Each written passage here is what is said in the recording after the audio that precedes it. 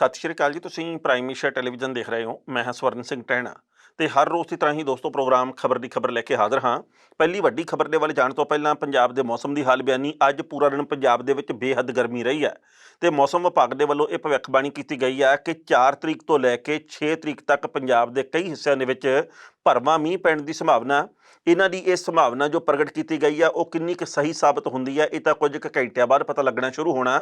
ਪਰ ਇਹ ਜ਼ਰੂਰ ਗੱਲ ਕਹੀ ਗਈ ਹੈ ਕਿ ਪੰਜਾਬ, ਹਰਿਆਣਾ ਤੇ ਦਿੱਲੀ ਸਮੇਤ ਕਈ ਹੋਰ ਇਲਾਕਿਆਂ ਦੇ ਵਿੱਚ ਮੌਸਮ ਨੇ ਕਰਵਟ ਬਦਲਣੀ ਆ ਤੇ ਮੀਂਹ ਪੈਣਾ ਤੇ ਹਨੇਰੀ ਵੀ ਕਈ ਥਾਵਾਂ ਦੇ ਉੱਤੇ ਤੇਜ਼ ਚੱਲ ਸਕਦੀ ਹੈ। ਹੁਣ ਜੇ ਪਹਿਲੀ ਵੱਡੀ ਖਬਰ ਦੇ ਬਾਰੇ ਜਾਣਦੇ ਹਾਂ ਤਾਂ ਉਹ ਭਾਰਤ ਦੇ ਪ੍ਰਧਾਨ ਮੰਤਰੀ ਨਰਿੰਦਰ ਮੋਦੀ ਦੇ ਵੱਲੋਂ ਅੱਜ ਅਚਾਨਕ ਕੀਤੇ ਗਏ ਲਦਾਖ ਦੇ ਦੌਰੇ ਦੇ ਨਾਲ ਸੰਬੰਧਿਤ ਹੈ। ਭਾਰਤ ਦੇ ਪ੍ਰਧਾਨ ਮੰਤਰੀ ਸਾਹਿਬ ਅੱਜ ਤੱਕ ਕਈ ਥਾਵਾਂ ਦੇ ਉੱਤੇ ਅਚਾਨਕ ਗਏ ਆ, ਪਰ ਲਦਾਖ ਦੇ ਵਿੱਚ ਉਹ ਅਚਾਨਕ ਗਏ ਆ ਜਾਂ ਉਹਨਾਂ ਦੇ ਵੱਲੋਂ ਪਹਿਲਾਂ ਹੀ ਯੋਜਨਾ ਬਣਾਈ ਗਈ ਸੀ। ਇਹਦੇ ਬਾਬਤ ਮੀਡੀਆ ਦੇ ਵੱਲੋਂ ਕਈ ਤਰ੍ਹਾਂ ਦੀਆਂ ਰਿਪੋਰਟਾਂ ਦਿੱਤੀਆਂ ਗਈਆਂ। ਪਹਿਲਾਂ ਇਹ ਖਬਰ ਆਈ ਸੀ ਕਿ ਰਾਜਨਾਥ ਸਿੰਘ ਜਾਣਗੇ ਲੇਹ ਦੇ ਵਿੱਚ, ਪਰ ਉਸ ਤੋਂ ਬਾਅਦ ਜਾਣਕਾਰੀ ਇਹ ਮਿਲੀ ਕਿ ਅਚਾਨਕ ਪ੍ਰਧਾਨ ਮੰਤਰੀ ਨਰਿੰਦਰ ਮੋਦੀ ਪਹੁੰਚੇ ਆ। ਉਹਨਾਂ ਦੇ ਵੱਲੋਂ ਆਪਣੇ ਭਾਸ਼ਣ ਦੇ ਵਿੱਚ ਅੱਜ ਦੇਸ਼ ਦੇ ਫੌਜੀ ਜਵਾਨਾਂ ਦੀ ਤਾਕਤ ਦੀ ਗੱਲ ਵੀ ਕੀਤੀ ਗਈ ਹੈ। ਉਹਨਾਂ ਨੇ ਨਾਂ ਨਹੀਂ ਲਿਆ ਅੱਜ ਚੀਨ ਦਾ, ਪਰ ਇੰਨੀ ਗੱਲ ਵਾਰ-ਵਾਰ ਉਹਨਾਂ ਨੇ ਨਿੱਠ ਕੇ ਕਹੀ ਹੈ ਕਿ ਵਿਸਥਾਰਵਾਦੀ ਨੀਤੀ ਦਾ ਅਸੀਂ ਵਿਰੋਧ ਕਰਦੇ ਹਾਂ। ਜਿਸ ਤਰੀਕੇ ਦੇ ਨਾਲ ਸਾਡੇ ਕਈ ਦੁਸ਼ਮਣ ਜਿਹੜੇ ਉਹ ਸਾਡੇ ਨਾਲ ਪੰਗਾ ਲੈਣ ਨੂੰ ਫਿਰਦੇ ਆ, ਉਹਨਾਂ ਨੂੰ ਅਸੀਂ ਸਬਕ ਸਿਖਾਉਣ ਦੇ ਸਮਰੱਥ ਹਾਂ। ਉਹਨਾਂ ਦੇ ਵੱਲੋਂ ਇਹ ਵੀ ਗੱਲ ਕਹੀ ਗਈ ਹੈ ਕਿ ਸਾਨੂੰ ਆਪਣੇ ਜਵਾਨਾਂ ਦੀ ਬਹਾਦਰੀ ਦੇ ਉੱਤੇ ਮਾਣ ਹੈ ਤੇ ਉਹਨਾਂ ਨੇ ਇਹ ਵੀ ਗੱਲ ਕਹੀ ਆ ਅੱਜ ਹਸਪਤਾਲ ਦੇ ਵਿੱਚ ਭਰਤੀ ਫੌਜੀ ਜਵਾਨਾਂ ਦਾ ਹਾਲ ਚਾਲ ਪੁੱਛਦੇ ਹਾਂ ਕਿ ਤੁਸੀਂ ਮਾਣ ਕਰੋ ਤੇ ਅਸੀਂ ਤੁਹਾਡੇ ਨਾਲ ਆ ਤੇ ਪੂਰੀ ਦੁਨੀਆ ਨੂੰ ਤੁਹਾਡੇ ਉੱਤੇ ਮਾਣ ਆ ਕਿਉਂਕਿ ਤੁਸੀਂ ਦੁਸ਼ਮਣ ਦਾ ਟਾਕਰਾ ਬੜਾ ਨਿੱਠ ਕੇ ਕੀਤਾ। ਸੋ ਭਾਰਤ ਦੇ ਪ੍ਰਧਾਨ ਮੰਤਰੀ ਸਾਹਿਬ ਅਚਾਨਕ ਜਦੋਂ ਪਹੁੰਚੇ ਲਦਾਖ ਦੇ ਵਿੱਚ, ਉਹਦੇ ਕਈ ਤਰ੍ਹਾਂ ਦੇ ਅਰਥ ਕੱਢੇ ਜਾ ਰਹੇ ਆ ਕਿ ਉਹ ਕਿਉਂ ਗਏ, ਕੀ ਉਹ ਅਚਾਨਕ ਗਏ, ਉਹਨਾਂ ਦੇ ਜਾਣ ਦੇ ਨਾਲ ਰਾਜਨੀਤਿਕ, ਸਮਾਜਿਕ ਜਾਂ ਆਰਥਿਕ ਮਾਮਲਿਆਂ ਦੇ ਉੱਤੇ ਕੀ ਫਰਕ ਪੈ ਸਕਦਾ ਹੈ। ਜਾਣਕਾਰੀ ਦੇ ਮੁਤਾਬਕ ਪ੍ਰਧਾਨ ਮੰਤਰੀ ਇਹ ਦੱਸਣਾ ਚਾਹੁੰਦੇ ਸੀ ਕਿ ਅਸੀਂ ਕਿਸੇ ਨਾਲੋਂ ਘੱਟ ਨਹੀਂ ਆ ਤੇ ਫੌਜ ਦੇ ਨਾਲ ਮੈਂ ਵੀ ਖੜਾ, ਇਸੇ ਕਰਕੇ ਅੱਜ ਲਦਾਖ ਦੇ ਵਿੱਚ ਆਇਆ। ਦੂਜੀ ਗੱਲ ਇਹ ਕਹੀ ਜਾ ਰਹੀ ਹੈ ਕਿ ਉਹਨਾਂ ਦੇ ਵੱਲੋਂ ਇਹ ਦਰਸਾਉਣ ਦੀ ਕੋਸ਼ਿਸ਼ ਕੀਤੀ ਗਈ ਹੈ ਕਿ ਇਹ ਖੇਤਰ ਸਾਡਾ, ਜਿਹੜਾ ਖੇਤਰ ਇਸ ਵਕਤ ਤਣਾਅ ਦਾ ਕਾਰਨ ਬਣਿਆ ਹੋਇਆ, ਸਮੁੱਚਾ ਲਦਾਖ ਭਾਰਤ ਦਾ ਹਿੱਸਾ, ਇਸ ਕਰਕੇ ਤੁਸੀਂ ਭੁੱਲ ਜਾਓ। ਪਰ ਚੀਨ ਇਸ ਗੱਲ ਨੂੰ ਕਿੰਨਾ ਕੁ ਮੰਨਦਾ ਇਹ ਆਉਣ ਵਾਲਾ ਵਕਤ ਦੱਸੂਗਾ। ਤੀਜੀ ਗੱਲ ਉਹਨਾਂ ਦੇ ਵੱਲੋਂ ਇਹ ਦਰਸਾਉਣ ਦੀ ਕੋਸ਼ਿਸ਼ ਕੀਤੀ ਗਈ ਹੈ ਕਿ ਜਿਹੜਾ ਵੀ ਭਾਰਤ ਦੇ ਵੱਲ ਮੂੰਹ ਕਰੂਗਾ ਅਸੀਂ ਉਹਦੇ ਨਾਲ ਖੜੇ ਹਾਂ ਤੇ ਜੇਕਰ ਸਾਡੇ ਦੇਸ਼ ਦੇ ਵਿੱਚ ਜਿਹੜੀਆਂ ਸਾਡੀਆਂ ਵਿਰੋਧੀ ਪਾਰਟੀਆਂ ਉਹ ਜੋ ਮਰਜ਼ੀ ਕਹਿੰਦੀਆਂ ਰਹਿਣ, ਉਹ ਜੋ ਮਰਜ਼ੀ ਬੋਲੀ ਬੋਲਦੀਆਂ ਹੋਣ, ਪਰ ਅਸੀਂ ਜੋ ਵੀ ਕਰਨਾ ਹੁੰਦਾ ਉਹ ਸੋਚੀ ਸਮਝੀ ਨੀਤੀ ਦੇ ਤਹਿਤ ਕਰਨਾ ਹੁੰਦਾ ਹੈ। ਜਿਵੇਂ ਕਿ ਅੱਜ ਲਦਾਖ ਦੇ ਵਿੱਚ ਅਚਾਨਕ ਸੋਚੀ ਸਮਝੀ ਨੀਤੀ ਦੇ ਤਹਿਤ ਮੈਂ ਪਹੁੰਚ ਚੁੱਕਿਆ। ਸੋ ਇਹਨਾਂ ਗੱਲਾਂ ਦੇ ਅਰਥ ਕਈ ਕਿਸਮ ਦੇ ਕੱਢੇ ਜਾ ਰਹੇ ਆ। ਭਾਰਤ ਦੇ ਪ੍ਰਧਾਨ ਮੰਤਰੀ ਨੇ ਜਿਹੜੀਆਂ ਗੱਲਾਂ ਅੱਜ ਟੋਪੀ ਲੈ ਕੇ ਤੇ ਜੈਕਟ ਪਾ ਕੇ ਕਹੀਆਂ, ਉਹਨਾਂ ਦੇ ਬਾਬਤ ਰਾਜਨੀਤਿਕ ਮਾਹਿਰਾਂ ਦੀ ਆਪੋ ਆਪਣੀ ਰਾਏ ਆ। ਪਹਿਲਾਂ ਇਸ ਰਿਪੋਰਟ ਦਾ ਵੇਰਵਾ ਸਾਂਝਾ ਕਰਦੇ ਹਾਂ ਤੇ ਬਾਅਦ ਵਿੱਚ ਕਰਾਂਗੇ ਟਿੱਪਣੀ। ਪ੍ਰਧਾਨ ਮੰਤਰੀ ਨਰਿੰਦਰ ਮੋਦੀ ਗਲਵਾਨ ਝੜਪ ਦੇ 18 ਦਿਨ ਬਾਅਦ ਅੱਜ ਅਚਾਨਕ ਲੇਹ ਦੇ ਵਿੱਚ ਪਹੁੰਚੇ। ਇੱਥੇ ਉਹਨਾਂ ਨੇ ਜਵਾਨਾਂ ਨਾਲ ਮੁਲਾਕਾਤ ਕੀਤੀ ਤੇ ਉਹਨਾਂ ਦਾ ਹੌਸਲਾ ਵੀ ਵਧਾਇਆ। ਇਸ ਦੌਰਾਨ ਉਹਨਾਂ ਨੇ ਅਫਸਰਾਂ ਦੇ ਨਾਲ ਸਰਹੱਦ ਦੇ ਉੱਤੇ ਸਥਿਤੀ ਦਾ ਜਾਇਜ਼ਾ ਲਿਆ। ਉਹ ਮਿਲਟਰੀ ਹਸਪਤਾਲ ਦੇ ਵਿੱਚ ਭਰਤੀ ਜ਼ਖਮੀ ਸੈਨਿਕਾਂ ਨੂੰ ਵੀ ਮਿਲੇ ਨੇ। ਮੋਦੀ ਨੇ ਲਦਾਖ ਸਥਿਤ ਨੀਮੂ ਬੇਸ ਦੇ ਉੱਤੇ ਥਲ ਸੈਨਾ, ਵਾਯੂ ਸੈਨਾ ਤੇ ITBP ਦੇ ਜਵਾਨਾਂ ਨਾਲ ਮੁਲਾਕਾਤ ਕੀਤੀ। ਉਹਨਾਂ ਦੇ ਨਾਲ chief of defence staff general Bipan Rawat ਤੇ ਆਰਮੀ ਚੀਫ MM ਨਰਵਣੇ ਵੀ ਮੌਜੂਦ ਸਨ। ਮੁਲਾਕਾਤ ਤੋਂ ਬਾਅਦ ਜਵਾਨਾਂ ਨੇ ਭਾਰਤ ਮਾਤਾ ਦੀ ਜੈ ਤੇ ਵੰਦੇ ਮਾਤਰਮ ਦੇ ਨਾਅਰੇ ਵੀ ਲਾਏ ਨੇ। ਪ੍ਰਧਾਨ ਮੰਤਰੀ ਨਾਲ ਗੱਲਬਾਤ ਦੌਰਾਨ ਜਵਾਨ ਸੋਸ਼ਲ ਡਿਸਟੈਂਸਿੰਗ ਦਾ ਪਾਲਣ ਕਰਦੇ ਹੋਏ ਕੁਰਸੀ ਦੇ ਉੱਤੇ ਬੈਠੇ ਸਨ। ਪ੍ਰਧਾਨ ਮੰਤਰੀ ਦੇ ਵੱਲੋਂ ਦਿੱਤੇ ਜਾ ਰਹੇ ਭਾਸ਼ਣ ਦੇ ਮੌਕੇ ਭਾਰਤੀ ਫੌਜ ਦੇ ਜਵਾਨ ਸੋਸ਼ਲ ਡਿਸਟੈਂਸਿੰਗ ਦਾ ਪਾਲਣ ਕਰਦਿਆਂ ਹੋਇਆਂ ਕੁਰਸੀਆਂ ਦੇ ਉੱਤੇ ਬੈਠੇ ਸਨ। ਜਵਾਨਾਂ ਨੇ 2-2 ਗਜ ਦੀ ਦੂਰੀ ਰੱਖੀ ਹੋਈ ਸੀ। ਪ੍ਰਧਾਨ ਮੰਤਰੀ ਮੋਦੀ ਨੇ ਨੀਮੂ ਦੇ ਵਿੱਚ ਕਰੀਬ ਅੱਧੇ ਘੰਟੇ ਤੱਕ ਜਵਾਨਾਂ ਨਾਲ ਗੱਲਬਾਤ ਕੀਤੀ। ਦੱਸਿਆ ਗਿਆ ਕਿ ਇਸ ਦੌਰਾਨ ਉਹਨਾਂ ਨੇ ਕੁਝ ਜਵਾਨਾਂ ਦੇ ਨਾਲ ਆਪਣੇ ਤਜਰਬੇ ਵੀ ਸਾਂਝੇ ਕੀਤੇ ਨੇ।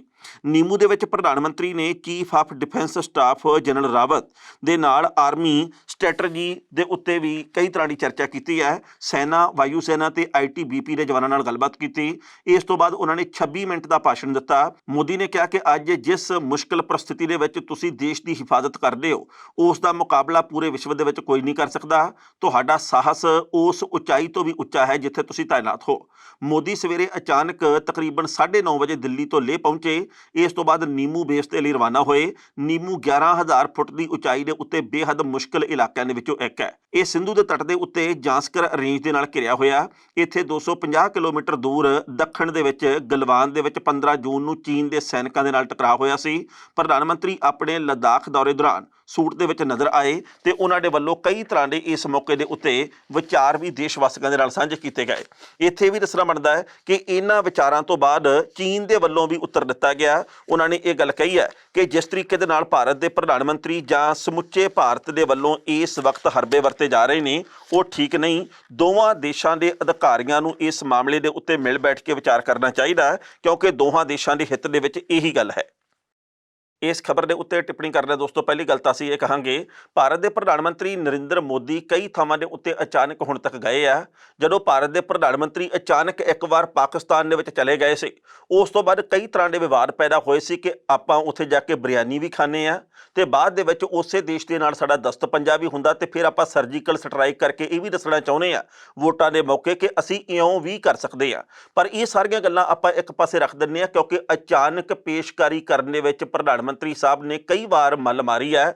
ਉਹਨਾਂ ਦੇ ਵੱਲੋਂ ਦੇਸ਼ ਵਾਸੀਆਂ ਨੂੰ ਸੰਬੋਧਨ ਕਰਨ ਦੀ ਗੱਲ ਹੋਵੇ ਜਾਂ ਕਿਸੇ ਵੀ ਥਾਂ ਦੇ ਉੱਤੇ ਅਚਾਨਕ ਪਹੁੰਚਣ ਦੀ ਗੱਲ ਹੋਵੇ ਉਹ ਪਹੁੰਚ ਕੇ ਸਭ ਨੂੰ ਹੈਰਾਨ ਜ਼ਰੂਰ ਕਰਦੇ ਜਿਵੇਂ ਕਿ ਅੱਜ ਲੱਦਾਖ ਦੇ ਵਿੱਚ ਪਹੁੰਚ ਕੇ ਕੀਤਾ। ਗੱਲ ਇਸ ਵਕਤ ਇਸ ਤਰ੍ਹਾਂ ਦੀ ਹੈ ਕਿ ਸਾਨੂੰ ਆਪਣੇ ਦੇਸ਼ ਦੇ ਫੌਜੀ ਵੀਰਾਂ ਦੇ ਉੱਤੇ ਮਾਣ ਹੈ ਸੀ ਤੇ ਰਹੇਗਾ। ਸਾਨੂੰ ਆਪਣੇ ਭਾਰਤ ਦੇਸ਼ ਦੇ ਉੱਤੇ ਮਾਣ ਹੈ ਸੀ ਤੇ ਰਹੇਗਾ। ਪਰ ਭਾਰਤ ਦੇ ਪ੍ਰਧਾਨ ਮੰਤਰੀ ਸਾਹਿਬ ਲੱਦਾਖ ਦੇ ਵਿੱਚ ਪਹੁੰਚੇ 26 ਮਿੰਟ ਦੇ ਭਾਸ਼ਣ ਦੇ ਵਿੱਚ ਉਹਨਾਂ ਨੇ ਦੇਸ਼ ਦੇ ਵੀਰਾਂ ਦੀ ਵੀਰਤਾ ਦੀ ਗੱਲ ਕੀਤੀ ਹੈ ਤੇ ਉਹਨਾਂ ਨੇ ਚੀਨ ਦਾ ਨਾਂ ਕਿਉਂ ਨਹੀਂ ਲਿਆ ਇਹ ਸਭ ਤੋਂ ਵੱਡਾ ਸਵਾਲ ਹੈ। ਭਾਰਤ ਦੇ ਪ੍ਰਧਾਨ ਮੰਤਰੀ ਨੇ ਹੁਣ ਤੱਕ ਜਦੋਂ ਵੀ ਦੇਸ਼ ਨੂੰ ਸੰਬੋਧਨ ਕੀਤਾ ਜਦੋਂ ਵੀ ਉਹਨਾਂ ਨੇ ਮਨ ਕੀ ਬਾਤ ਕੀਤੀ ਹੈ ਉਹਨਾਂ ਨੇ ਕਦੇ ਵੀ ਚੀਨ ਦਾ ਨਾਂ ਨਹੀਂ ਲਿਆ। ਉਹ ਆਪਣੇ ਕਈ ਹੋਰ ਵਿਰੋਧੀ ਦੇਸ਼ਾਂ ਦੇ ਬਾਬਤ ਨਾਂ ਲੈ ਕੇ ਵੀ ਗੱਲ ਕਰਦੇ ਆ ਪਰ ਇਸ ਵਕਤ ਵੀ ਉਹ ਚੀਨ ਦਾ ਨਾਂ ਲਏ ਤੋਂ ਬਿਨਾਂ ਆਪਣੀ ਗੱਲ ਸਭ ਦੇ ਮੂਹਰੇ ਰੱਖ ਰਹੇ ਆ।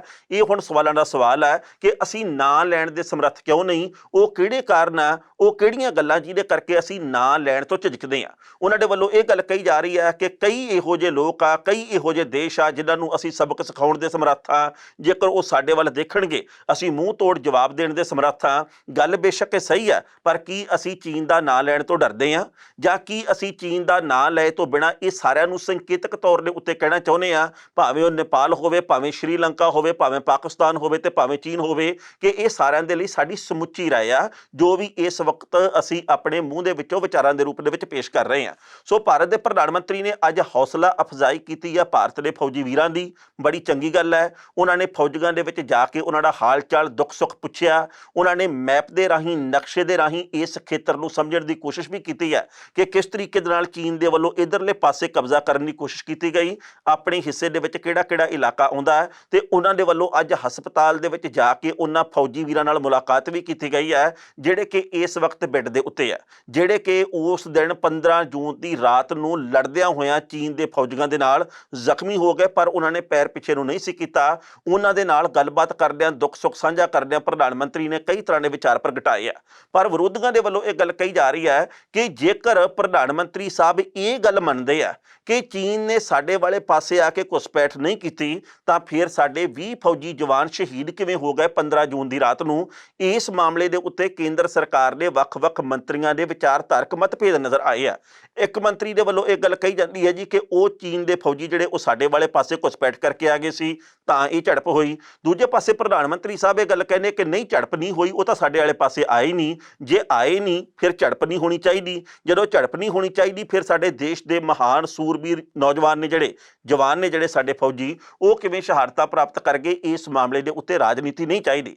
ਭਾਵੇਂ ਰਾਹੁਲ ਗਾਂਧੀ ਦੀ ਗੱਲ ਕਰੀਏ ਭਾਵੇਂ ਅਸੀਂ ਕੇਂਦਰ ਦੇ ਬਾਕੀ ਮੰਤਰੀਆਂ ਦੀ ਗੱਲ ਕਰੀਏ ਭਾਵੇਂ ਹੋਰ ਵਿਰੋਧੀ ਪਾਰਟੀਆਂ ਦੀ ਗੱਲ ਕਰੀਏ ਇਹਨਾਂ ਮਾਮਲਿਆਂ ਦੇ ਉੱਤੇ ਰਾਜਨੀਤੀ ਕਿਸੇ ਵੀ ਹੋਰ ਦੇਸ਼ ਦੇ ਵਿੱਚ ਦੁਨੀਆ ਦੇ ਵਿੱਚ ਨਹੀਂ ਹੁੰਦੀ। ਇਹ ਸਾਰਾ ਕੁਝ ਭਾਰਤ ਦੇ ਹਿੱਸੇ ਦੇ ਵਿੱਚ ਕਿਉਂ ਆਇਆ।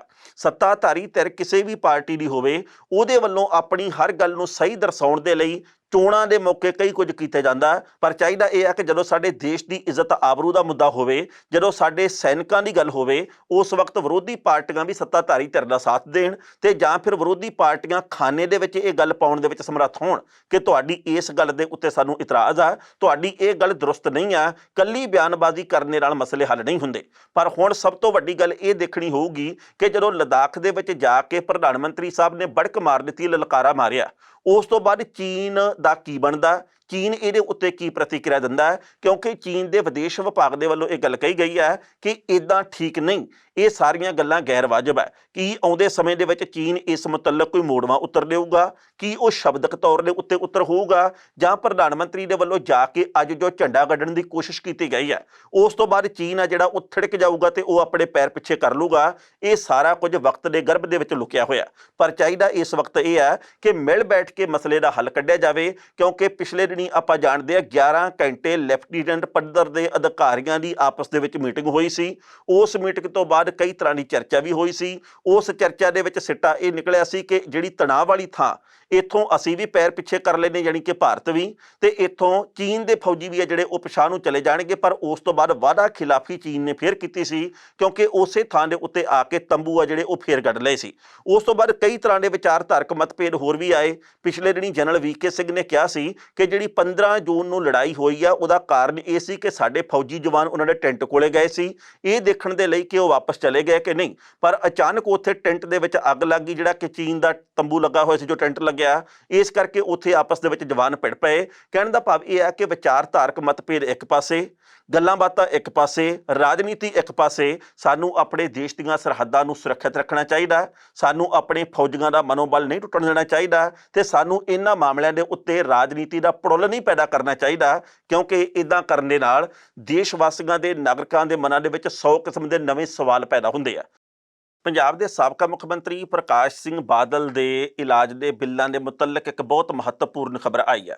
ਗੱਲ ਅਸਲ ਦੇ ਵਿੱਚ ਇਹ ਹੈ ਕਿ ਨਿਯਮਾਂ ਦੇ ਮੁਤਾਬਕ ਜਿਸ ਤਰੀਕੇ ਦੀਆਂ ਸਹੂਲਤਾਂ ਮਿਲਦੀਆਂ ਉਹ ਮਿਲਣੀਆਂ ਵੀ ਚਾਹੀਦੀਆਂ, ਭਾਵੇਂ ਉਹ ਕੋਈ ਮੰਤਰੀ ਹੋਵੇ ਤੇ ਭਾਵੇਂ ਉਹ ਕੋਈ ਸੰਤਰੀ ਹੋਵੇ, ਭਾਵੇਂ ਉਹ ਕੋਈ ਹੋਰ ਅਧਿਕਾਰੀ ਹੋਵੇ। ਜੋ ਨਿਯਮ ਬਣੇ ਹੋਏ ਆ ਕਾਨੂੰਨ ਦੇ ਮੁਤਾਬਕ ਉਹਨਾਂ ਨੂੰ ਸਾਰੀ ਸਹੂਲਤ ਮਿਲਣੀ ਚਾਹੀਦੀ ਆ। ਅਸੀਂ ਇਸ ਗੱਲ ਦੇ ਉੱਤੇ ਹਾਮੀ ਭਰਦੇ ਆ।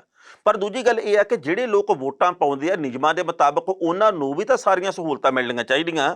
ਉਹ ਕਿਹੜੇ ਕਾਰਨ ਆ ਕਿ ਸਾਡੀਆਂ ਵੋਟਾਂ ਦੇ ਕਰਕੇ ਜਿਹੜੇ ਲੋਕ ਮੁੱਖ ਮੰਤਰੀ ਬਣਦੇ ਆ ਜਾਂ ਹੋਰ ਵਜ਼ੀਰੀਆਂ ਹਾਸਲ ਕਰਦੇ ਆ ਜਾਂ ਵਿਧਾਇਕ ਬਣਦੇ ਆ ਜਾਂ ਰਾਜ ਸਭਾ ਦੇ ਜਾਂ ਲੋਕ ਸਭਾ ਦੇ ਮੈਂਬਰ ਬਣ ਜਾਂਦੇ ਆ, ਉਹਨਾਂ ਨੂੰ ਤਾਂ ਹਰ ਕਿਸਮ ਦੀ ਸਹੂਲਤ ਉਮਰ ਭਰ ਦੇ ਲਈ, ਪਰ ਜਿਹੜਾ ਬੰਦਾ ਵੋਟ ਪਾਉਂਦਾ ਉਹ ਸਿਰਫ ਵੋਟਰ ਆ ਜਿਹੜਾ ਉਹ ਧੱਕੇ ਖਾਣ ਦੇ ਲਾਇਕ ਰਹਿ ਜਾਂਦਾ।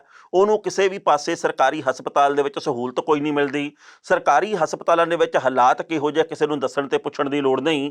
ਪਹਿਲੀ ਗੱਲ, ਬੰਦਾ ਉੱਥੇ ਜਾਂਦਾ ਨਹੀਂ, ਜੇਕਰ ਜਾਂਦਾ ਤਾਂ ਮਜਬੂਰੀ ਦੇ ਵਿੱਚ ਜਾਂਦਾ, ਤੇ ਸਰਕਾਰੀ ਹਸਪਤਾਲ ਆਪ ਬਿਮਾਰ ਹੋਏ ਜਾਪਦੇ ਆ, ਕਿਉਂਕਿ ਪਹਿਲੀ ਗੱਲ ਹਸਪਤਾਲ ਦੇ ਵਿੱਚ ਡਾਕਟਰ ਨਹੀਂ ਮਿਲਦਾ, ਡਾਕਟਰ ਹੋਵੇ ਨਰਸ ਨਹੀਂ ਹੁੰਦੀ, ਨਰਸ ਹੋਵੇ ਟੀਕਾ ਨਹੀਂ ਹੁੰਦਾ, ਟੀਕਾ ਹੋਵੇ ਗੋਲੀ ਨਹੀਂ ਹੁੰਦੀ। ਇਹੋ ਜਿਹੀਆਂ ਪ੍ਰਸਥਿਤੀਆਂ ਜਦੋਂ ਹੋਣਗੀਆਂ ਤਾਂ ਲੋਕਾਂ ਦੇ ਮਨਾਂ ਵਿੱਚ 100 ਕਿਸਮ ਦੇ ਸਵਾਲ ਪੈਦਾ ਹੋਣੇ ਕੁਦਰਤੀ ਹੈ।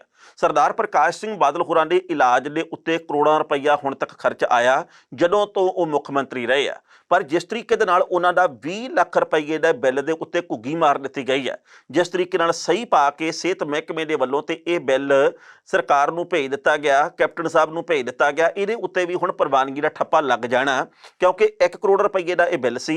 80 ਲੱਖ ਰੁਪਈਏ ਦਾ ਭੁਗਤਾਨ ਇਸ ਤੋਂ ਪਹਿਲਾਂ ਹੋ ਚੁੱਕਿਆ। 20 ਲੱਖ ਰੁਪਈਏ ਦੇ ਉੱਤੇ ਕੁਝ ਇੱਕ ਇਤਰਾਜ਼ ਸੀ ਤੇ ਅੱਜ ਉਹ ਸਾਰੇ ਇਤਰਾਜ਼ ਹਟ ਗਏ ਆ।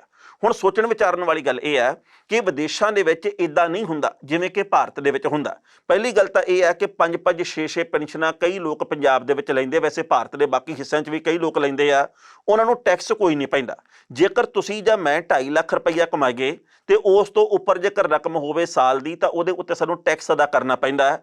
ਪਰ ਆਪਾਂ ਸਾਰੇ ਜਾਣਦੇ ਹਾਂ ਕਿ ਪੰਜਾਬ ਦੇ ਵਿੱਚ ਜਿਹੜੇ ਵਜ਼ਾਰਤ ਦੇ ਵਿੱਚ ਬੈਠੇ ਹੋਏ ਲੋਕ ਆ, ਜਿਹੜੇ ਵਿਧਾਇਕ ਆ, ਇਹ ਸਾਲ ਦਾ ਜਿੰਨਾ ਮਰਜ਼ੀ ਪੈਸਾ ਕਮਾਉਂਦੇ ਆ, ਭਾਵੇਂ ਉਹ ਭੱਤਿਆਂ ਦੇ ਰੂਪ ਦੇ ਵਿੱਚ ਆ, ਭਾਵੇਂ ਤਨਖਾਹ ਦੇ ਰੂਪ ਦੇ ਵਿੱਚ ਆ, ਭਾਵੇਂ ਬਾਕੀ ਸਹੂਲਤਾਂ ਦੇ ਰੂਪ ਦੇ ਵਿੱਚ, ਇਹਨਾਂ ਨੂੰ ਟੈਕਸ ਅਦਾ ਕਰਨਾ ਨਹੀਂ ਪੈਂਦਾ। ਇੱਕ ਸਭ ਤੋਂ ਵੱਡਾ ਫਰਕ ਇਹ ਆ। ਦੂਜੀ ਗੱਲ ਇਹ ਹੈ ਕਿ ਜੋ ਕੁਝ ਲੋਕ ਸਭਾ ਦੀ ਕੰਟੀਨ ਦੇ ਵਿੱਚ ਸਸਤੇ ਮੁੱਲ ਤੇ ਮਿਲਦਾ ਜਾਂ ਵਿਧਾਨ ਸਭਾ ਦੀ ਕੰਟੀਨ ਦੇ ਵਿੱਚ ਸਸਤੇ ਮੁੱਲ ਤੇ ਮਿਲਦਾ, ਕੀ ਪੰਜਾਬ ਦੇ ਕਿਸੇ ਹੋਰ ਢਾਬੇ ਦੇ ਉੱਤੇ ਜਿਹੜਾ ਕਿ ਮਾੜੀ ਤੋਂ ਮਾੜੀ ਸਥਿਤੀ ਦੇ ਵਿੱਚ ਹੋਵੇ, ਕਿਸੇ ਗਰੀਬ ਬੰਦੇ ਨੂੰ ਉੱਥੋਂ ਉਸ ਭਾਅ ਦੇ ਉੱਤੇ ਰੋਟੀ ਜਾਂ ਖਾਣ ਪੀਣ ਨੂੰ ਚੀਜ਼ ਮਿਲ ਸਕਦੀ ਹੈ? ਤੀਜੀ ਗੱਲ ਸਭ ਤੋਂ ਮਹੱਤਵਪੂਰਨ ਇਹ ਹੈ ਬਈ ਇਹ ਸਾਡੀ ਸੇਵਾ ਦੇ ਵਾਸਤੇ ਚੁਣੇ ਹੋਏ ਲੋਕ ਆ, ਭਾਵੇਂ ਕੋਈ ਕਾਂਗਰਸੀ ਆ, ਭਾਵੇਂ ਆਪ ਵਾਲਾ, ਤੇ ਭਾਵੇਂ ਅਕਾਲੀ ਦਲ ਹੀ ਹੈ, ਤੇ ਭਾਵੇਂ ਭਾਜਪਾ ਦੇ ਨਾਲ ਸੰਬੰਧਿਤ ਹੈ। ਸਾਡੀ ਸੇਵਾ ਦੇ ਲਈ ਚੁਣੇ ਗਏ ਲੋਕ ਆ। ਸਾਡੇ ਟੈਕਸ ਦੇ ਰੂਪ ਦੇ ਵਿੱਚ ਦਿੱਤੇ ਗਏ ਪੈਸੇ ਦੇ ਨਾਲ ਇਹਨਾਂ ਨੂੰ ਤਨਖਾਹਾਂ ਤੇ ਭੱਤੇ ਮਿਲਦੇ ਆ। ਸਾਡੀ ਕਿੰਨੀ ਕੁ ਸੇਵਾ ਹੁੰਦੀ ਆ ਆਪਾਂ ਇਹਦੇ ਮੁਤਲਕ ਸਾਰਾ ਕੁਝ ਜਾਣਦੇ ਆ, ਪਰ ਜ਼ਿੰਦਗੀ ਦੇ ਆਖਰੀ ਸਾਹ ਤੱਕ ਇਹਨਾਂ ਨੂੰ ਜਿਹੜੇ ਬਿੱਲ ਆ ਉਹ ਕੋਲੋਂ ਨਹੀਂ ਅਦਾ ਕਰਨੇ ਪੈਂਦੇ। ਸਿਹਤ ਦੇ ਨਾਲ ਸੰਬੰਧਿਤ ਮਾਮਲਿਆਂ ਦੇ ਵਿੱਚ ਇਹਨਾਂ ਦੇ ਜਿਹੜੇ ਬਿੱਲ ਆ ਉਹ ਸਰਕਾਰੀ ਖਜ਼ਾਨੇ ਦੇ ਵਿੱਚੋਂ ਅਦਾ ਹੁੰਦੇ ਆ। ਸੋ ਇਹ ਇੱਕ ਬਹੁਤ ਵੱਡਾ ਫਰਕ ਹੈ ਜਿਹੜਾ ਕਿ ਵਿਦੇਸ਼ਾਂ ਦੇ ਨਾਲ ਮਿਲਦਾ ਨਹੀਂ ਹੈ। ਅਸੀਂ ਵਾਰ-ਵਾਰ ਇਹ ਗੱਲ ਕਹਿੰਦੇ ਹਾਂ ਕਿ ਪੰਜਾਬ ਨੂੰ ਕੈਨੇਡਾ ਬਣਾ ਦਿਆਂਗੇ, ਪੰਜਾਬ ਨੂੰ ਅਮਰੀਕਾ ਬਣਾ ਦਿਆਂਗੇ। ਜਿਹੜੀ ਵੀ ਪਾਰਟੀ ਚਾਹੁੰਦੀ ਹੈ ਉਹ ਇਹ ਬਿਆਨ ਜਾਰੀ ਕਰਦੀ ਹੈ, ਪਰ ਕੀ ਕਦੇ ਕੈਨੇਡਾ ਤੇ ਅਮਰੀਕਾ ਦੇ ਵਿੱਚ ਸਾਬਕਾ ਵਿਧਾਇਕ ਜਾਂ ਸਾਬਕਾ ਮੰਤਰੀ ਨੂੰ ਇਸ ਤਰੀਕੇ ਦੀਆਂ ਸਹੂਲਤਾਂ ਮਿਲਦੀਆਂ? ਕੀ ਉਹ ਇਸ ਤਰੀਕੇ ਦੇ ਕੰਮ ਕਰਦੇ ਆ? ਕੀ ਉਹਨਾਂ ਦੀਆਂ ਜਾਇਦਾਦਾਂ ਦੇ ਵਿੱਚ ਪੰਜਾਬ ਦੇ ਨੇਤਾਵਾਂ ਦੇ ਵਾਂਗੂ ਵਾਧਾ ਹੁੰਦਾ ਰਹਿੰਦਾ ਹਰ ਸਾਲ ਦਰ ਸਾਲ? ਇਹ ਬਹੁਤ ਸਾਰੇ ਸਵਾਲ ਹੈ। ਪਹਿਲਾਂ ਇਸ ਰਿਪੋਰਟ ਦਾ ਵੇਰਵਾ ਤੇ ਬਾਅਦ ਵਿੱਚ ਕਰਾਂਗੇ ਟਿੱਪਣੀ। ਕੈਪਟਨ ਸਰਕਾਰ ਨੇ ਸਾਬਕਾ ਮੁੱਖ ਮੰਤਰੀ ਪ੍ਰਕਾਸ਼ ਸਿੰਘ ਬਾਦਲ ਦੇ ਵਿਦੇਸ਼ ਦੇ ਵਿੱਚ ਹੋਏ ਇਲਾਜ ਦੇ ਬਕਾਏ ਮੈਡੀਕਲ ਬਿੱਲਾਂ ਨੂੰ ਪ੍ਰਵਾਨਗੀ ਦੇ ਦਿੱਤੀ ਹੈ। ਪੰਜਾਬ ਦੇ ਸਿਹਤ ਵਿਭਾਗ ਦੇ ਕੋਲ ਵੱਡੇ ਬਾਦਲ ਦੇ ਬਕਾਇਆ ਮੈਡੀਕਲ ਬਿੱਲ ਫਸੇ ਹੋਏ ਸਨ, ਜਿਨ੍ਹਾਂ ਦੇ ਉੱਤੇ ਇਤਰਾਜ਼ ਲੱਗੇ ਸਨ। ਸਿਹਤ ਵਿਭਾਗ ਦੀ ਮੈਡੀਕਲ ਕਮੇਟੀ ਵੱਲੋਂ ਸਾਬਕਾ ਮੁੱਖ ਮੰਤਰੀ ਬਾਦਲ ਦੇ ਮੈਡੀਕਲ ਬਿੱਲਾਂ ਨੂੰ 2 ਦਿਨ ਪਹਿਲਾਂ ਪ੍ਰਵਾਨਗੀ ਦਿੱਤੀ ਗਈ ਹੈ ਤੇ ਹੁਣ ਇਹ ਬਿੱਲ ਅਦਾਇਗੀ ਵਾਸਤੇ ਵਿੱਤ ਵਿਭਾਗ ਦੇ ਕੋਲ ਜਾਣਗੇ। ਵੇਰਵਿਆਂ ਦੇ ਮੁਤਾਬਕ ਪੰਜਾਬ ਦੇ ਸਿਹਤ ਵਿਭਾਗ ਨੇ ਸਾਬਕਾ ਮੁੱਖ ਮੰਤਰੀ ਪ੍ਰਕਾਸ਼ ਸਿੰਘ ਬਾਦਲ ਦੇ ਬਕਾਇਆ ਪਏ 18 ਲੱਖ ਤੇ 25,000 ਰੁਪਏ ਦੇ ਬਿੱਲਾਂ ਨੂੰ ਪ੍ਰਵਾਨਗੀ ਦੇ ਕੇ ਸੂਬੇ ਦੀ ਸਰਕਾਰ ਕੋਲ ਭੇਜ ਦਿੱਤਾ ਹੈ। ਪੰਜਾਬ ਸਰਕਾਰ ਵੱਲੋਂ ਪਹਿਲਾਂ ਸਾਬਕਾ ਮੁੱਖ ਮੰਤਰੀ ਦੇ 80 ਲੱਖ ਰੁਪਏ ਦੇ ਮੈਡੀਕਲ ਬਿੱਲ ਦੀ ਅਦਾਇਗੀ ਕੀਤੀ ਗਈ ਸੀ। ਲੰਮੇ ਅਰਸੇ ਤੋਂ ਬਕਾਇਆ ਮੈਡੀਕਲ ਬਿੱਲ ਦਫ਼ਤਰਾਂ ਦੀ ਘੁੰਮਣ ਘੇਰੀ ਦੇ ਵਿੱਚ ਫਸਿਆ ਹੋਇਆ ਸੀ। ਸੂਤਰ ਕਹਿੰਦੇ ਨੇ ਕਿ ਬਕਾਇਆ ਬਿੱਲ ਦੇ ਉੱਤੇ ਇਤਰਾਜ਼ ਲੱਗੇ ਸਨ। ਦੱਸਣਯੋਗ ਹੈ ਕਿ ਸਾਬਕਾ ਮੁੱਖ ਮੰਤਰੀ ਪ੍ਰਕਾਸ਼ ਸਿੰਘ ਬਾਦਲ 8 ਫਰਵਰੀ ਤੋਂ 20 ਫਰਵਰੀ ਤੱਕ 2017 ਦੇ ਵਿੱਚ ਅਮਰੀਕਾ ਵਿੱਚ ਇਲਾਜ ਵਾਸਤੇ ਗਏ ਸਨ। ਕੈਪਟਨ ਸਰਕਾਰ ਬਣਨ ਤੋਂ ਪਹਿਲਾਂ ਉਹਨਾਂ ਦਾ ਅਮਰੀਕਾ ਦੇ ਕਲੀਵਲੈਂਡ ਹਸਪਤਾਲ ਦੇ ਵਿੱਚ ਇਲਾਜ ਚੱਲਿਆ ਸੀ। ਉਹਨਾਂ ਦੇ ਨਾਲ ਉਦੋਂ ਦੇ ਪ੍ਰਮੁੱਖ ਸਕੱਤਰ ਗਗਨਦੀਪ ਸਿੰਘ ਬਰਾੜ ਤੇ ਡਾਕਟਰ ਕੇ ਤਲਵਾੜ ਵੀ ਗਏ ਸਨ। ਉਹਨਾਂ ਦੇ ਵਿਦੇਸ਼ੀ ਇਲਾਜ ਦਾ ਕੁੱਲ ਮੈਡੀਕਲ ਬਿੱਲ ਕਰੀਬ 1 ਕਰੋੜ ਰੁਪਇਆ ਬਣਿਆ ਸੀ, ਜਿਹਦੇ ਵਿੱਚੋਂ 80 ਲੱਖ ਦੀ ਅਦਾਇਗੀ ਪਹਿਲਾਂ ਹੀ ਹੋ ਚੁੱਕੀ ਹੈ। ਵੱਡੇ ਬਾਦਲ ਜਦੋਂ ਤੀਜੀ ਦਫਾ ਮੁੱਖ ਮੰਤਰੀ ਬਣੇ ਸਨ, ਉਹ ਉਦੋਂ ਵੀ ਇਲਾਜ ਵਾਸਤੇ ਅਮਰੀਕਾ ਗਏ। ਬਾਦਲ ਪਰਿਵਾਰ ਦਾ ਲੰਘੇ 13 ਵਰ੍ਹਿਆਂ ਦਾ ਇਲਾਜ ਖਰਚ ਤਕਰੀਬਨ 4 ਕਰੋੜ ਤੇ 60 ਲੱਖ ਰੁਪਏ ਰਿਹਾ, ਜਿਸ ਦੀ ਅਦਾਇਗੀ ਖਜ਼ਾਨੇ ਦੇ ਵਿੱਚੋਂ ਹੋਈ ਹੈ। ਸੂਤਰ ਕਹਿੰਦੇ ਨੇ ਕਿ ਕੈਬਨਿਟ ਮੰਤਰੀ ਬ੍ਰਹਮ ਮਹਿੰਦਰਾ ਦੇ ਮੈਡੀਕਲ ਬਿੱਲ ਹਾਲੇ ਫਸੇ ਹੋਏ ਨੇ। ਪੰਜਾਬ ਸਰਕਾਰ ਨੇ ਕੁਝ ਅਰਸਾ ਪਹਿਲਾਂ ਵਜ਼ੀਰਾਂ ਦੇ ਲਈ ਸਿਹਤ ਬੀਮਾ ਸਕੀਮ ਲਿਆਉਣ ਦਾ ਫੈਸਲਾ ਕੀਤਾ ਸੀ, ਪਰ ਉਹ ਸਕੀਮ ਕਿਸੇ ਸਿਰੇ ਨਹੀਂ ਸੀ ਲੱਗੀ। ਇਸ ਖਬਰ ਦੇ ਉੱਤੇ ਟਿੱਪਣੀ ਕਰਦੇ ਦੋਸਤੋ, ਪਹਿਲੀ ਗੱਲ ਤਾਂ ਅਸੀਂ ਕਹਾਂਗੇ, ਨਿਯਮਾਂ ਦੇ ਮੁਤਾਬਕ ਜੇਕਰ ਸਾਡੇ ਮੰਤਰੀਆਂ ਨੂੰ, ਸਾਡੇ ਸਾਬਕਾ ਮੰਤਰੀਆਂ ਨੂੰ, ਸਾਡੇ ਰਾਜ ਸਭਾ ਜਾਂ ਲੋਕ ਸਭਾ ਦੇ ਮੈਂਬਰਾਂ ਨੂੰ ਤੇ ਸਾਡੇ ਵਿਧਾਇਕਾਂ ਨੂੰ ਜਾਂ ਸਾਬਕਾ ਵਿਧਾਇਕਾਂ ਨੂੰ ਸਹੂਲਤਾਂ ਮਿਲਦੀਆਂ ਤਾਂ ਜਿਹੜਾ ਵੋਟਰ ਹੈ ਉਹਨੂੰ ਵੀ ਬਰਕਰਾਰ ਰਹਿਣੀ ਚਾਹੀਦੀ ਹੈ ਹਰ ਕਿਸਮ ਦੀ ਸਹੂਲਤ। ਇਹ ਕਿਹੜਾ ਕਾਰਨ ਆ ਜਿਹਦੇ ਕਰਕੇ ਵੋਟਾਂ ਪਾਉਣ ਵਾਲੇ ਲੋਕ ਇਸ ਦੇਸ਼ ਦੇ ਅਸਲ ਸਿਰਜਕ ਲੋਕ ਆ, ਜਿਹੜੇ ਇੱਥੇ ਸਰਕਾਰਾਂ ਚੁਣਨ ਵਾਲੇ ਲੋਕ ਆ, ਜਿਹੜੇ ਇੰਨੇ ਵੱਡੇ ਲੋਕਤੰਤਰਕ ਦੇਸ਼ ਦੇ ਵਿੱਚ ਜਿੱਥੇ ਅਸੀਂ ਵੋਟਰ ਨੂੰ ਬਹੁਤ ਵੱਡੀ ਤਾਕਤ ਕਹਿੰਦੇ ਆ, ਉਹਦੇ ਪਿੜ ਪੱਲੇ ਕੱਖ ਨਹੀਂ ਰਹਿੰਦਾਗਾ। ਤੇ ਜਿਹੜੇ 1 ਵਾਰ ਜਾਂ 2 ਵਾਰ ਜਾਂ 3 ਵਾਰ ਚੁਣੇ ਹੋਏ ਨੇਤਾ ਜ਼ਿੰਦਗੀ ਭਰ ਸਾਬਕਾ ਰਹਿ ਕੇ ਜ਼ਿੰਦਗੀ ਭਰ ਸਾਰੀਆਂ ਸਹੂਲਤਾਂ ਮੰਨਦੇ ਆ। ਇਹ ਬਹੁਤ ਵੱਡਾ ਅੰਤਰ ਹੈ ਜਿਹੜਾ ਕਿ ਲੋਕਾਂ ਦੇ ਮਨਾਂ ਦੇ ਵਿੱਚ ਕਈ ਵਾਰ ਕਈ ਕਿਸਮ ਦੇ ਸਵਾਲ ਪੈਦਾ ਕਰਕੇ ਜਾਂਦਾ ਹੈ, ਪਰ ਆਮ ਬੰਦੇ ਦੀ ਕਦੇ ਪੇਸ਼ ਨਹੀਂ ਚੱਲਦੀ। ਆਮ ਬੰਦੇ ਦੀ ਸੋਚ ਤੇ ਆਮ ਬੰਦੇ ਦੀ ਪਹੁੰਚ ਤੇ ਆਮ ਬੰਦੇ ਦੀਆਂ ਲੋੜਾਂ ਇਹਨਾਂ ਲੋਕਾਂ ਦੇ ਨਾਲੋਂ ਬਹੁਤ ਥੱਲੇ ਰਹਿ ਜਾਂਦੀਆਂ, ਜਿਹਦੇ ਕਰਕੇ ਉਹ ਕਦੇ ਵੀ ਸਵਾਲ ਕਰਨ ਦਾ ਜਜ਼ਬਾ ਨਹੀਂ ਰੱਖਦੇ। ਜਦ ਕਿ ਚਾਹੀਦਾ ਇਹ ਹੈ ਕਿ ਅਸੀਂ ਲੋਕ ਸਵਾਲ ਕਰਨਾ ਸਿੱਖੀਏ। ਗੱਲ ਇਕੱਲੇ ਸਰਦਾਰ ਪ੍ਰਕਾਸ਼ ਸਿੰਘ ਬਾਦਲ ਦੀ ਨਹੀਂ ਹੈ, ਗੱਲ ਪੰਜਾਬ ਦੇ ਉਹਨਾਂ ਕਾਂਗਰਸੀ ਨੇਤਾਵਾਂ ਦੀ ਵੀ ਹੈ ਜਿਹੜੇ ਕਿ ਇਸ ਵਕਤ ਮੈਡੀਕਲ ਬਿੱਲ ਖਜ਼ਾਨੇ ਦੇ ਵਿੱਚੋਂ ਪਾਸ ਕਰਵਾਉਂਦੇ ਆ। ਉਹਨਾਂ ਲੋਕਾਂ ਦਾ ਕੀ ਕਸੂਰ ਆ ਜਿਹੜੇ ਕਿ ਟੈਕਸ ਜਮ੍ਹਾਂ ਕਰਵਾਉਂਦੇ ਆ। ਹੁਣ ਹੈਰਾਨੀ ਇਸ ਗੱਲ ਦੀ ਹੈ ਕਿ ਸੂਬੇ ਦਾ ਖਜ਼ਾਨਾ ਆਖੇ ਖਾਲੀ ਹੈ, ਇਸੇ ਕਰਕੇ ਅਸੀਂ ਬੱਸ ਦੇ ਭਾੜੇ ਵਧਾ ਦਿੱਤੇ ਆ। ਹੈਰਾਨੀ ਇਸ ਗੱਲ ਦੀ ਹੈ ਕਿ ਆਉਂਦੇ ਦਿਨਾਂ ਦੇ ਵਿੱਚ ਸਟੈਂਪ ਡਿਊਟੀ ਆ ਜਿਹੜੀ ਉਹ ਵਾਧਾ ਹੋਣ ਜਾ ਰਿਹਾ, ਕਿਉਂਕਿ ਆਪਾਂ ਜਾਣਦੇ ਹਾਂ ਕਿ ਇਸ ਵਕਤ ਸੂਤਰ ਦੱਸਦੇ ਆ ਕਿ ਰਜਿਸਟਰੀ ਕਰਾਉਣੀ ਪੰਜਾਬ ਦੇ ਵਿੱਚ ਮਹਿੰਗੀ ਪੈ ਜਾਣੀ ਹੈ, ਕਿਉਂਕਿ ਕਰੋਨਾ ਦੇ ਸੰਕਟ ਦੇ ਵਿੱਚ ਸੂਬੇ ਦੀ ਸਰਕਾਰ ਆਰਥਿਕ ਮਾਮਲੇ ਦੇ ਵਿੱਚ ਘਿਰੀ ਹੋਈ ਹੈ। ਆਪਾਂ ਸਾਰੇ ਜਾਣਦੇ ਹਾਂ ਕਿ ਸੂਬੇ ਦੀ ਸਰਕਾਰ ਆਪਣੇ ਹਿੱਸੇ ਦਾ ਪੰਜਾਬ ਦੇ ਵਿੱਚ ਡੀਜ਼ਲ ਤੇ ਪੈਟਰੋਲ ਦਾ ਮੁੱਲ ਘਟਾਉਣ ਦੇ ਵਿੱਚ ਅਸਮਰੱਥਾ ਪ੍ਰਗਟਾ ਰਹੀ ਹੈ। ਸੋ ਜਦੋਂ ਸੂਬੇ ਦੀ ਸਰਕਾਰ ਇਸ ਗੱਲ ਦੇ ਉੱਤੇ ਚੀਕਦੀ ਹੈ ਕਿ ਸਾਡੇ ਪੱਲੇ ਕੁਛ ਨਹੀਂ ਗਾ, ਅਸੀਂ ਆਹ ਤਾਂ ਕਰ ਰਹੇ ਹਾਂ, ਲੋਕਾਂ ਦੇ ਉੱਤੇ ਮਹਿੰਗਾਈ ਦਾ ਬੋਝ ਇਸ ਕਰਕੇ ਪਾ ਰਹੇ ਹਾਂ, ਤਾਂ ਉਸ ਵਕਤ ਕਿਵੇਂ ਸਾਬਕਾ ਮੰਤਰੀਆਂ ਦੇ ਬਿੱਲ ਪਾਸ ਹੋ ਜਾਣਗੇ?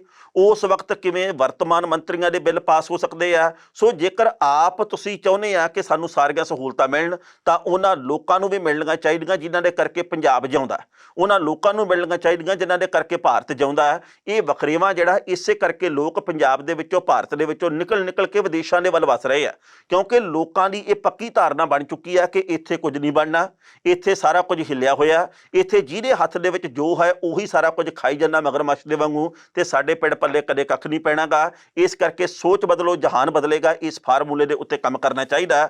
ਪਰ ਦੁੱਖ ਦੀ ਗੱਲ ਇਹ ਹੈ ਕਿ ਸਾਡੇ ਨੇਤਾਵਾਂ ਦਾ ਵੱਡਾ ਹਿੱਸਾ ਜਿਹੜਾ ਉਹ ਇਸ ਗੱਲ ਦੇ ਉੱਤੇ ਕਦੇ ਅਮਲ ਕਰਦਾ ਦਿਖਾਈ ਨਹੀਂ ਦਿੰਦਾ। 2018 ਦੇ ਵਿੱਚ ਦੁਸਹਿਰੇ ਵਾਲੇ ਦਿਨ ਆਪਾਂ ਸਾਰੇ ਜਾਣਦੇ ਹਾਂ ਕਿ ਅੰਮ੍ਰਿਤਸਰ ਦੇ ਵਿੱਚ ਦਰਦਨਾਕ ਰੇਲ ਹਾਦਸਾ ਵਾਪਰਿਆ ਸੀ, ਜਿਹਦੇ ਵਿੱਚ ਕਈ ਲੋਕਾਂ ਦੀ ਮੌਤ ਹੋਈ, ਕਈ ਲੋਕ ਜ਼ਖਮੀ ਹੋਏ। ਕਾਫੀ ਲੰਮਾ ਸਮਾਂ ਬੀਤ ਗਿਆ, ਤੇ ਹੁਣ ਜਾਣਕਾਰੀ ਪ੍ਰਾਪਤ ਹੋਈ ਹੈ ਕਿ ਇਸ ਮਾਮਲੇ ਦੇ ਵਿੱਚ ਦੋਸ਼ੀ ਕੌਣ-ਕੌਣ ਹੈ, ਉਹਨਾਂ ਦੀ ਇੱਕ ਰਿਪੋਰਟ ਆ ਜਿਹੜੀ ਤਿਆਰ ਕੀਤੀ ਗਈ ਹੈ ਤੇ ਇਹ ਰਿਪੋਰਟ ਹੁਣ ਸੂਬੇ ਦੀ ਸਰਕਾਰ ਦੇ ਕੋਲੇ ਜਾਣੀ ਹੈ। ਇਸ ਰਿਪੋਰਟ ਦੇ ਮੁਤਾਬਕ ਨਗਰ ਨਿਗਮ ਦੇ 4 ਮੁਲਾਜ਼ਮ ਮਾਮਲੇ ਦੇ ਵਿੱਚ ਦੋਸ਼ੀ ਹੈ। ਉਹਨਾਂ ਦੋਸ਼ੀਆਂ ਦੇ ਉੱਤੇ ਕੀ ਕਾਰਵਾਈ ਹੋਊਗੀ ਕੁਝ ਕਹਿ ਨਹੀਂ ਸਕਦੇ, ਪਰ ਸਮਾਂ ਕਾਫੀ ਨਿਕਲ ਗਿਆ। ਹੁਣ ਤੱਕ ਬਹੁਤ ਸਾਰੇ ਜਿਹੜੇ ਇਹੋ ਜਿਹੇ ਪੀੜਤ ਪਰਿਵਾਰਕ ਮੈਂਬਰ ਆ ਜਿਹੜੇ ਕਿ ਇਸ ਹਾਦਸੇ ਨਾਲ ਜੁੜੇ ਹੋਏ ਸੀ, ਉਹਨਾਂ ਨੇ ਸੂਬੇ ਦੀ ਸਰਕਾਰ ਦੇ ਮੂਹਰੇ 100 ਕਿਸਮ ਦੇ ਸਵਾਲ ਕੀਤੇ। ਹੁਣ ਤੱਕ ਬਹੁਤ ਸਾਰੀ ਰਾਜਨੀਤੀ ਵੀ ਹੋਈ। ਨਵਜੋਤ ਸਿੰਘ ਸਿੱਧੂ ਨੇ ਕਈ ਕਿਸਮ ਦੇ ਵਾਅਦੇ ਕੀਤੇ ਸੀ, ਪਰ ਉਹ ਪੂਰੇ ਨਹੀਂ ਹੋਏ। ਸਮੇਂ-ਸਮੇਂ ਤੇ ਇਹ ਵੀ ਖਬਰਾਂ ਆਈਆਂ ਤੇ ਜਿਹੜੀ ਅੱਜ ਦੀ ਖਬਰ ਆਈ ਹੈ ਕਿ ਨਗਰ ਨਿਗਮ ਦੇ 4 ਮੁਲਾਜ਼ਮ ਦੋਸ਼ੀ ਕਰਾਰ ਦਿੱਤੇ ਗਏ ਆ। ਇਹਦੇ ਮੁਤਲਕ ਕੀ ਕਾਰਵਾਈ ਹੁੰਦੀ ਹੈ ਵਕਤ ਦੱਸੂਗਾ। ਪਹਿਲਾਂ ਇਸ ਰਿਪੋਰਟ ਦਾ ਵੇਰਵਾ ਤੇ ਬਾਅਦ ਵਿੱਚ ਕਰਾਂਗੇ ਟਿੱਪਣੀ। ਅੰਮ੍ਰਿਤਸਰ ਦੇ ਵਿੱਚ ਦੁਸਹਿਰੇ ਵਾਲੇ ਦਿਨ ਹੋਏ ਰੇਲ ਹਾਦਸੇ ਦੀ ਜਾਂਚ ਰਿਪੋਰਟ ਆ ਗਈ ਹੈ। ਜਾਣਕਾਰੀ ਮੁਤਾਬਕ ਰਿਟਾਇਰਡ ਜੱਜ ਅਮਰਜੀਤ ਸਿੰਘ ਕਟਾਰੀ ਦੀ ਅਗਵਾਈ ਦੇ ਵਿੱਚ ਹੋਈ ਜਾਂਚ ਰਿਪੋਰਟ ਦੇ ਵਿੱਚ ਸੁਸ਼ਾਂਤ ਭਾਟੀਆ, ਪੁਸ਼ਪਿੰਦਰ ਸਿੰਘ, ਕੇਵਲ ਸਿੰਘ ਤੇ ਗਰੀਸ਼ ਕੁਮਾਰ ਨੂੰ ਦੋਸ਼ੀ ਕਰਾਰ ਦਿੱਤਾ ਗਿਆ ਤੇ ਉਹਨਾਂ ਦੇ ਖਿਲਾਫ ਸਖਤ ਕਾਰਵਾਈ ਦੀ ਸਿਫਾਰਿਸ਼ ਕੀਤੀ ਗਈ ਹੈ। ਰਿਟਾਇਰਡ ਜੱਜ ਨੇ ਇਹ ਰਿਪੋਰਟ ਸੂਬੇ ਦੀ ਸਰਕਾਰ ਨੂੰ ਭੇਜ ਦਿੱਤੀ ਹੈ। 2018 ਦੇ ਵਿੱਚ ਦੁਸਹਿਰੇ ਵਾਲੇ ਦਿਨ ਅੰਮ੍ਰਿਤਸਰ ਵਿਖੇ ਜੌੜਾ ਫਾਟਕ ਤੇ ਵਾਪਰੇ ਰੇਲ ਹਾਦਸੇ ਦੇ ਵਿੱਚ ਕਈ ਲੋਕਾਂ ਦੀ ਮੌਤ ਹੋਈ ਸੀ, ਜਦਕਿ ਕਈ ਲੋਕ ਗੰਭੀਰ ਜ਼ਖਮੀ ਹੋ ਗਏ ਸਨ। ਇਸ ਹਾਦਸੇ ਨੇ ਹਰ ਕਿਸੇ ਨੂੰ ਝੰਜੋੜ ਕੇ ਰੱਖ ਦਿੱਤਾ ਸੀ। ਇਹਨਾਂ ਮਾਰੇ ਗਏ ਲੋਕਾਂ ਦੇ ਵਿੱਚੋਂ ਕੁਝ ਪਰਿਵਾਰ ਇਹੋ ਜਿਹੇ ਵੀ ਨੇ ਜਿਨ੍ਹਾਂ ਦੇ ਅੱਗੇ ਪਿੱਛੇ ਹੁਣ ਕਮਾਉਣ ਵਾਲਾ ਕੋਈ ਵੀ ਨਹੀਂ ਰਿਹਾ। ਇਸ ਖਬਰ ਦੇ ਉੱਤੇ ਟਿੱਪਣੀ ਕਰ ਰਿਹਾ ਦੋਸਤੋ, ਪਹਿਲੀ ਗੱਲ ਤਾਂ ਅਸੀਂ ਕਹਾਂਗੇ ਇਹ ਕਾਫੀ ਦੇਰ ਬਾਅਦ ਆਈ ਰਿਪੋਰਟ ਹੈ, ਪਰ ਜਿਹੜੀ ਵੀ ਰਿਪੋਰਟ ਦੇਰ ਬਾਅਦ ਆਈ ਹੈ ਬੇਸ਼ੱਕ ਇਹਦੇ ਮੁਤਾਬਕ ਜੇਕਰ ਕਾਰਵਾਈ ਹੁੰਦੀ ਹੈ ਤਾਂ ਕਈ ਲੋਕ ਆ ਜਿਹੜੇ ਉਹਨਾਂ ਦਾ ਭਵਿੱਖ ਖਤਰੇ ਦੇ ਵਿੱਚ ਪੈ ਜਾਣਾ। ਹੁਣ ਜਿਹੜੇ ਇਹ 4 ਜਿਹੜੇ ਦੋਸ਼ੀ ਕਰਾਰ ਦਿੱਤੇ ਗਏ ਆ, ਇਹਨਾਂ ਦੇ ਖਿਲਾਫ ਸੂਬੇ ਦੀ ਸਰਕਾਰ ਕੀ ਐਕਸ਼ਨ ਲਊਗੀ, ਪੁਲਿਸ ਦੇ ਵੱਲੋਂ ਕੀ ਕਾਰਵਾਈ ਕੀਤੀ ਜਾਊਗੀ, ਇਹ ਵਕਤ ਨੇ ਆਪੇ ਸਾਰਾ ਕੁਝ ਬਿਆਨ ਕਰ ਦੇਣਾ। ਪਰ ਮੈਂ ਅੱਗੇ ਵੀ ਬੇਨਤੀ ਕੀਤੀ ਸੀ ਜਦੋਂ 2018 ਦੇ ਵਿੱਚ ਇਹ ਹਾਦਸਾ ਵਾਪਰਿਆ, ਤੇ ਅੱਜ ਵੀ ਉਹ ਬੇਨਤੀ ਕਰਨੀ ਬਣਦੀ ਹੈ। ਅਸੀਂ ਕਈ ਵਾਰ ਜਨੂੰਨ ਵਸ ਇਹੋ ਜਿਹੇ ਫੈਸਲੇ ਕਰਦੇ ਆ ਜਿਹਦੇ ਕਰਕੇ ਸਾਰੀ ਉਮਰ ਖੁਦ ਵੀ ਤੜਫਦੇ ਆ ਤੇ ਸਾਡਾ ਟੱਬਰ ਵੀ ਤੜਫਦਾ, ਕਿਉਂਕਿ ਜਦੋਂ ਅਸੀਂ ਆਪ ਜਹਾਨੋਂ ਤੁਰ ਜਾਂਦੇ ਆ, ਅਸੀਂ ਆਪ ਤਾਂ ਤੁਰ ਗਏ ਪਰ ਜਿਉਂਦੇ ਜੀ ਕਈ ਸਾਡੇ ਟੱਬਰ ਦੇ ਜੀ ਨਾਲ ਹੀ ਤੁਰ ਜਾਂਦੇ ਆ, ਉਹ ਜਿਉਂਦੇ ਹੋਏ ਵੀ ਮਰ ਜਾਂਦੇ ਆ। ਕਿਉਂਕਿ ਜੇਕਰ ਅਸੀਂ ਆਪਣੀ ਜ਼ਿੰਦਗੀ ਦੀ ਕੀਮਤ ਨਹੀਂ ਸਮਝਦੇ ਤਾਂ ਫਿਰ ਕਿਸੇ ਸਰਕਾਰ ਨੇ, ਕਿਸੇ ਅਦਾਰੇ ਨੇ, ਕਿਸੇ ਸੰਸਥਾ ਨੇ ਨਹੀਂ ਸਮਝਣੀ। ਚਾਹੀਦਾ ਇਹ ਸੀ ਕਿ ਇਹ ਲੋਕ ਉਸ ਵਕਤ ਆਪਣੀ ਜ਼ਿੰਦਗੀ ਦੀ ਕੀਮਤ ਪਛਾਣਦੇ ਤੇ ਰੇਲ ਗੱਡੀ ਦੀ ਲੀਹ ਦੇ ਉੱਤੇ ਨਾ ਖੜਦੇ। ਪਰ ਅਸੀਂ ਇਹ ਵੀ ਮੰਨ ਲਿਆ ਕਿ ਚਲੋ ਉਸ ਦਿਨ ਹਾਦਸਾ ਵਾਪਰ ਗਿਆ, ਪਰ ਲੋਕ ਉਸ ਤੋਂ ਬਾਅਦ ਵੀ ਨਹੀਂ ਟਲਦੇ। ਤੁਸੀਂ ਆਪਣੇ ਆਲੇ ਦੁਆਲੇ ਝਾਤ ਮਾਰ ਕੇ ਦੇਖ ਲਵੋ ਕਿੰਨੇ ਕੁ ਲੋਕ ਆਪਣੀ ਜ਼ਿੰਦਗੀ ਦੇ ਪ੍ਰਤੀ ਫਿਕਰਮੰਦ ਹੈ। ਲੋਕ ਆਪਣੀ ਜ਼ਿੰਦਗੀ ਦਾ ਮੌਜੂ ਆਪ ਉਡਾ ਰਹੇ, ਜਿਹਦੇ ਕਰਕੇ ਭਵਿੱਖ ਦੇ ਵਿੱਚ ਬਹੁਤ ਸਾਰੀਆਂ ਸਮੱਸਿਆਵਾਂ ਪੈਦਾ ਹੁੰਦੀਆਂ।